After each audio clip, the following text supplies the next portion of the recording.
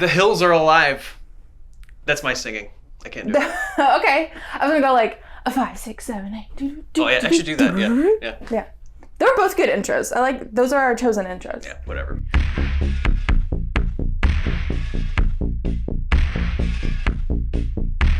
I'm Lauren. Zach. Hello. I should start by saying I love theater musicals. You also love theater. Were you a theater geek in high school? I was a band geek who played in the orchestra for the musicals. Got it. Okay. So not on stage, but very much a part of it. I was the same way. Yeah. I went to a school where the theater team was the football team. They were like the popular kids. It was a weird school. But not a cliche. Opposite of a cliche. Yes, and I was behind the scenes because I don't sing, but I love musicals. So we're going to talk about movie musicals more specifically today. Yes. We have a list of our top 5, and then we have a couple honorable mentions we'll throw in. But Zach and I are fans, and we think we've chosen a good 5. That's pretty good. Okay. It's pretty solid. You started off. Number 5 is Hairspray. And before you come at us, we're talking about Travolta Hairspray, Zac Efron Hairspray, Michelle Pfeiffer Hairspray. I should mention I love John Waters. Absolutely. I think the movie that we're talking about, the more recent one, really encapsulates the stage show in a movie. I completely And the agree stage show and the movie were based on the original John Waters movie. Right. But if we're talking about movie musicals, I think it's more of a song and dance. Absolutely. And over the top. A stacked cast. I named some people, but like chef's kiss in casting for this whole thing. Gotta love John Travolta in drag. Anytime you see that. Tracy Turnblad. Yeah. That's my John Travolta. He's amazing. Christopher Walken plays his husband. Michelle Pfeiffer, Brittany Snow, Zac Efron, Queen Latifah, James Marsden, Amanda Bynes. I forgot how incredibly stacked it's that movie is. So crazy. My goodness. It's beautiful. The colors are beautiful. The singing, the dancing, and it tells an important story. Which I think some of these other a couple other ones also have some good morals in there. Some of them don't have very good morals in there. But I think Hairspray does. It stands for something, and it's one of my favorites. It was a massive hit I remember when this came out, and you would see John Travolta's face everywhere. Yeah. And it got everyone to the theaters because everyone likes seeing John Travolta sing and dance, and he's over the top in this movie. But it's so good. I love ham. Anytime there's a hammy performance, this is filled with the ham. Oh yeah. Good movie. It's talking about everyone loves seeing Travolta sing and dance. Our number 4. Glad you picked up on that. Haha. Is Grease. I should mention when I grew up, I had this DVD. It was like the old DVDs where it didn't have a cover. Mm-hmm. And it was like double disc. Yeah. I think I burned this CD or DVD. I watched it so much. This was one that back in the day when you would go to the video store like on Friday night with your parents to rent a movie for like the weekend. That's what I would do. I got Grease a lot. And I have said in my adult years, probably shouldn't have been watching Grease. No. When I was like 8. I don't know what my parents were cool with it, whatever. Went straight over my head, and as an adult, you go, oh. It's filthy. It's very filthy. Made in the 70s, based on the 50s, kind of looking back with like a campy, over-the-top kind of vibe of that time. But it is a classic. I mean, John Travolta, Olivia Newton-John, rest in peace.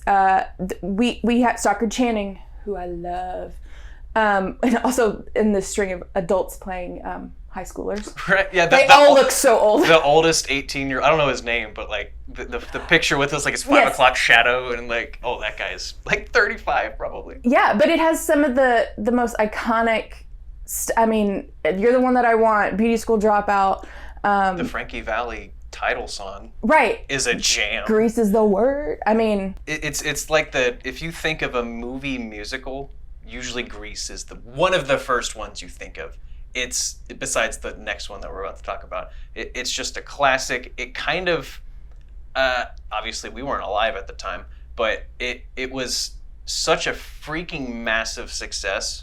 And then the second one's trash. Don't watch it. It doesn't exist. But this just made everyone like people like me who discovered it when I was 10 years old when I shouldn't have really love musicals. It's just it's everything that movie musicals are good at, which is over the top, campy fun.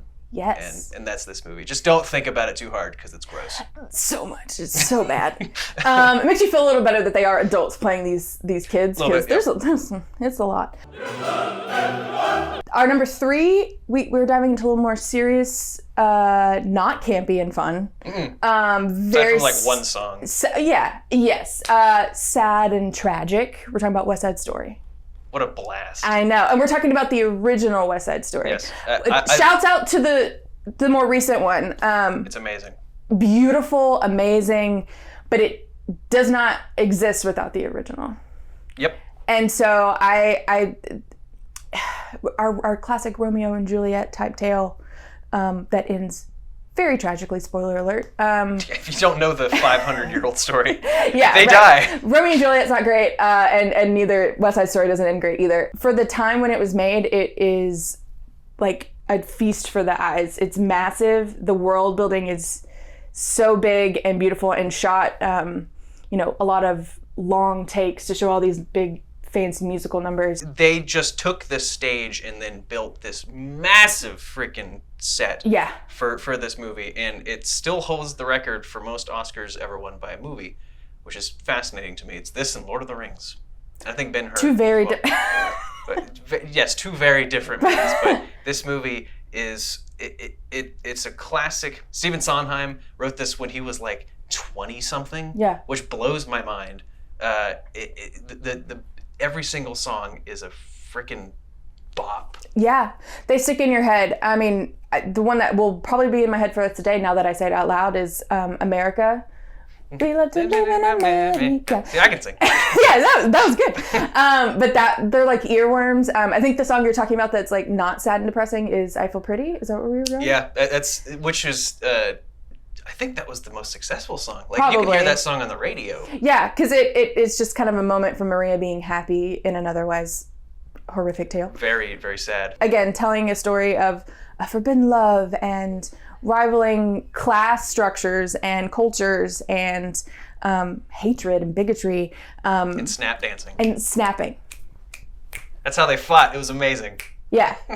I mean, talk about classics and things that will stand the test of time is the snapping of the gangs. Even Spielberg did it. He's like, I'm not changing that. I think my personal favorite, but our number one, I think, is the best one. But my personal favorite is Sound of Music.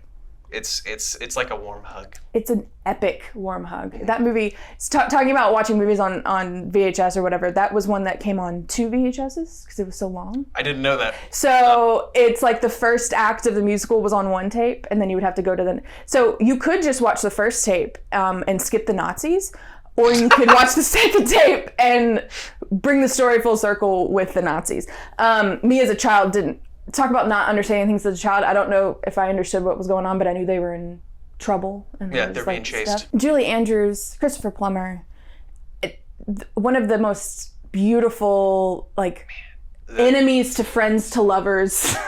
It'll bring a tear to your eye, and then it's like everyone thinks of the shot. I'm not sure what song it might be The Sound of Music. Whenever she's in the field. Yeah, Sound of the hill. That makes sense. Yeah, it was like the birds are flying in the background. Oh man, like the helicopter shot. Yeah, which was crazy for the time. It's amazing. This and West Side Story, generations will continue watching it, and it's a very popular stage production as well. Absolutely. So everyone enjoys The Sound of Music.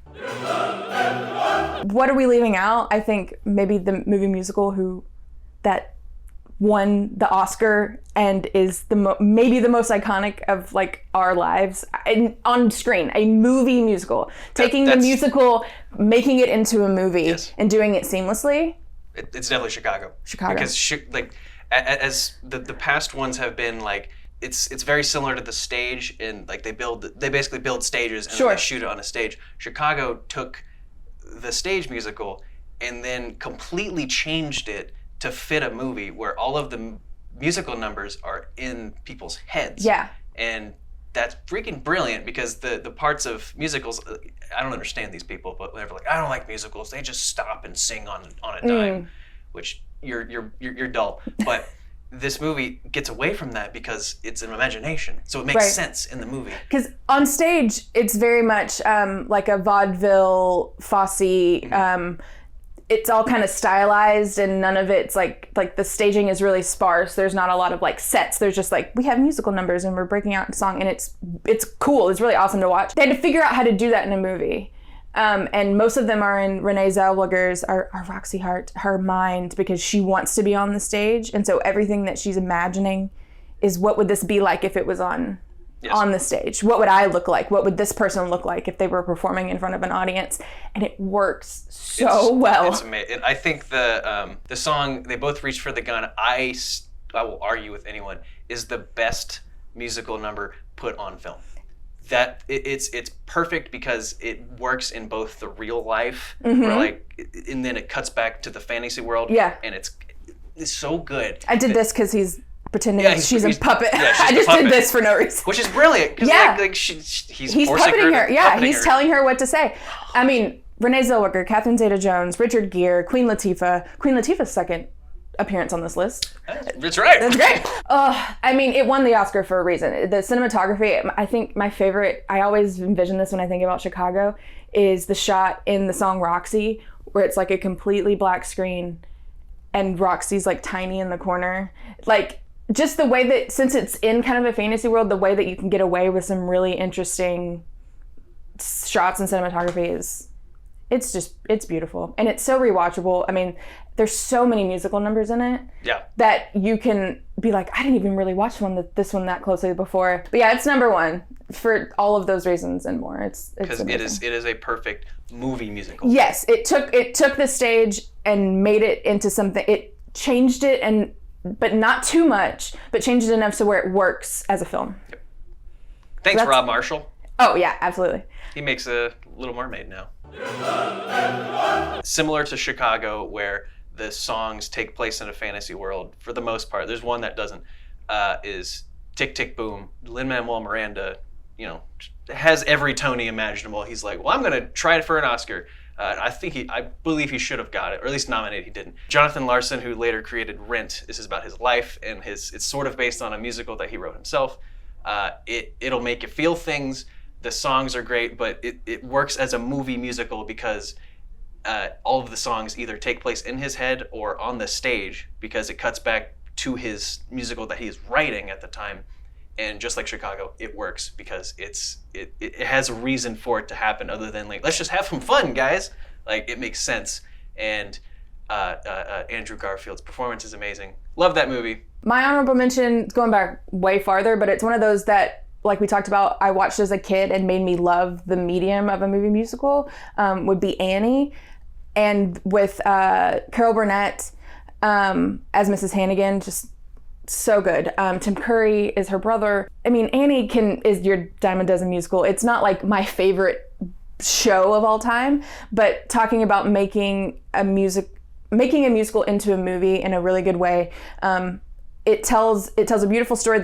I don't know the young woman's name who played Annie, but she's been my favorite. There's been plenty of other Annie movie adaptations. This one I think is the best. It's one that I used to wear out the tape of. It's a hard knock life with all these like girls who were my age that just made me, it's one that sticks in my brain. It may not be the best one of all time, but it sticks in my brain as one that made me love watching movie musicals over and over again.